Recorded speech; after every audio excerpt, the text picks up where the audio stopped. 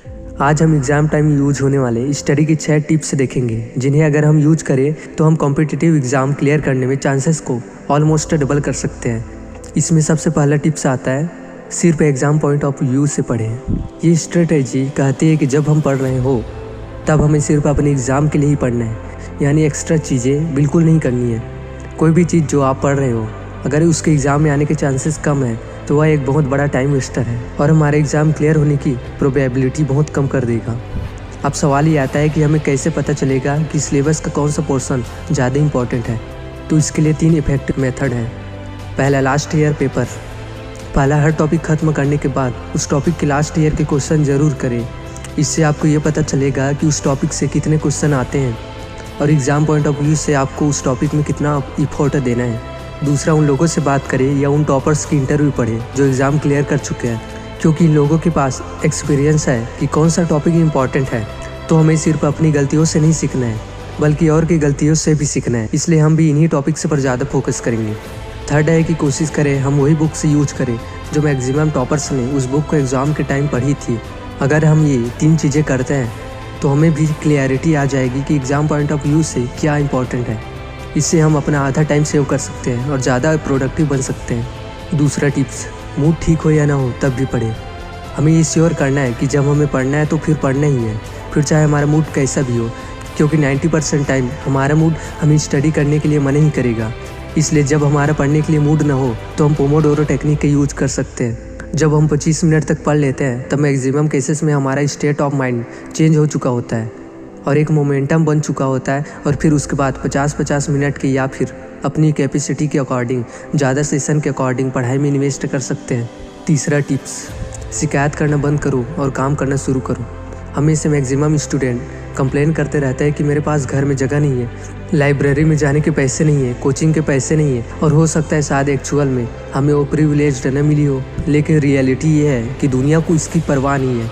अगर हमारी सच में कोई प्रॉब्लम है तो हमारे पास 2 ऑप्शन है, या तो हम एक अच्छी स्क्रिप्ट अपने दिमाग में बना ले बहानों की, मेरे पास ये नहीं था, मेरे पास वो नहीं था, अगर मेरे पास ये होता तो मैं यहाँ होता, अगर मेरे पास ये होता तो मैं वहाँ होता। मरते दम तक हम यही स्क्रिप्ट अपने लोगों को, अपने रिलेटिव को, अपने बच्चों को सुनाते रहें और ऐसे ही एक लूज़र की तरह मर जाएं। वैसे ये बहानों की स्क्रिप्ट आपने अपने आस पड़ोस में ज़रूर सुनी होगी। दूसरा ऑप्शन आता है कि हम डिसाइड कर लें कि मेरे पास जो है बस यही है, लेकिन मुझे जो चाहिए वो चाहिए ही, और फिर हम उठें और मेहनत करके अपने गोल्स को पा लें। देखिए, हमारी कोई भी प्रॉब्लम्स हो, कोई ना कोई ऐसा ज़रूर है जिसकी हमसे भी बुरी हालत है और वो उन गोल्स को पा ही लेगा जिनके हम सपने देखते हैं। आप अपनी कंडीशन बताइए और मैं उससे भी आपको बेस्ट स्टोरी बताऊंगा जिसने अपने लाइफ में उन प्रॉब्लम्स के बावजूद अपने गोल्स अचीव कर लिए। इन शॉर्ट, हमें बहाने नहीं मारने हैं, हमें कंसिस्टेंट रहना है। अगर हम कारगिल के शेर शाह परमवीर चक्र अवार्डी कैप्टन विक्रम बत्ता की बात करें तो उन्होंने 11 बार अपनी एसएसबी की इंटरव्यू क्लियर किया था। अगर वो 10 बार में ही क्विट कर देते और ऐसा बोलते कि यार यहाँ तो पैसे लेते हैं, सिस्टम ही करप्ट है, ये है वो है, तो हम इनका नाम नहीं जानते, और ऐसे बहुत ही केसेस हैं। चौथा टिप्स, स्वयं अध्ययन करें। अगर हमें किसी भी एग्ज़ाम को क्रैक करना है तो हमें कोशिश करनी चाहिए कि हम एटलीस्ट 6 घंटे पर डे पढ़ें, सेल्फ स्टडी में इन्वेस्ट करें, और जब भी हम ये टाइम इन्वेस्ट करें तो हमें एक आइसोलेटेड प्लेस पर होना चाहिए जहाँ पर कोई भी ना हो, हमारे स्मार्टफोन दूर हो, हमारे इंटरनेट ऑफ हो और कोई भी हमें डिस्टर्ब ना करे।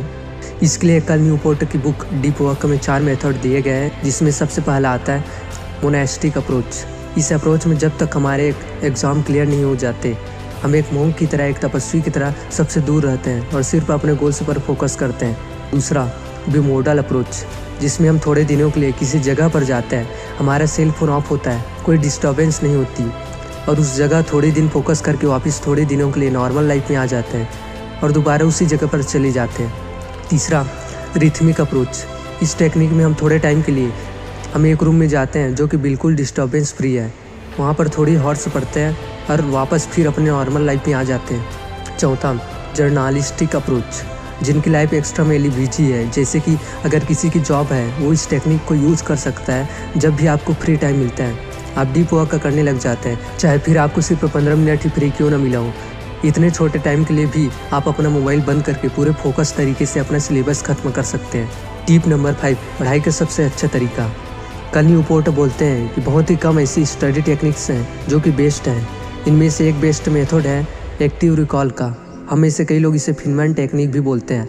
अगर हम इस बेस्ड स्टडी टेक्निक को यूज करना चाहते हैं तो पहले हम किसी और टॉपिक को पूरे फोकस तरीके से पढ़ते हैं और फिर उसके बाद अपनी बुक को बंद करके उस टॉपिक को एक्सप्लेन करते हैं, बहुत ही स्लोली और पूरे सेंटेंस यूज करके। इस वक्त हम ऐसा प्रेजेंट करते हैं कि हम किसी को पढ़ा रहे हैं। हम में से कई स्टूडेंट को ऐसा लग सकता है कि वो इस टेक्निक को यूज नहीं कर सकते क्योंकि उनके घर में स्पेस कम है और इससे उनके घर वाले डिस्टर्ब हो सकते हैं। तो उसके लिए आप अपनी वॉल्यूम बहुत कम कर सकते हैं ताकि हम सिर्फ प्रिंटेड करें कि हम किसी को पढ़ा रहे हैं। वैसे आप अपनी वॉइस को रिकॉर्ड भी कर सकते हैं और उसे बाद में सुन सकते हैं ताकि आपको रिवीजन हो जाए कल के अकॉर्डिंग कि ये बेस्ट मेथड है स्टडी का। इस मेथड से स्टडी करने से आप थक जाओगे क्योंकि आपका माइंड एक्चुअली काम कर रहा है, इसलिए आप 4 से 6 घंटा में आप उतने सिलेबस का पोर्शन कंप्लीट कर लोगे जितना आपके फ्रेंड्स 10 से 12 घंटे में स्लो वर्क करके नहीं कर पाते। टिप नंबर 6, ब्रेक लेकर पढ़ें। नेक्स्ट आता है कि आप पोमोडोरो टेक्निक को यूज करें। बेसिकली ये टेक्निक कहती है कि आप 50 मिनट स्टडी करो, फिर 10 मिनट की ब्रेक लो, या फिर 25 मिनट स्टडी करो, फिर 5 मिनट की ब्रेक लो। अगर हम इस मेथड से स्टडी करते हैं तो इसके 2 फायदे हैं। इसका पहला फ़ायदा ये है कि हम टाइम पर फोकस करते हैं, न कि टास्क पर। अगर हम ऐसा करते हैं तो हमें ये टेंशन नहीं होगी कि सिलेबस कब ख़त्म होगा, क्योंकि हमें पता है कि हमें सिर्फ 25 मिनट ही पढ़ना है, फिर चाहे इस टाइम में एक चैप्टर ख़त्म हो या एक आर्टिकल। इस टेक्निक का दूसरा फ़ायदा ये है कि हम स्टडी को कम टालेंगे, और वो इसलिए होगा क्योंकि आप अपने स्टडी टाइम बहुत कम कर दिया है, सिर्फ 25 मिनट। इसलिए कम मोटिवेशन के बावजूद हम अपने माइंड को कन्विंस कर देंगे, यार 25 मिनट ही तो पढ़ना है, चलो पढ़ लेता हूँ, फिर चाहे 10 लाइन ही क्यों ना पढ़ी जाए।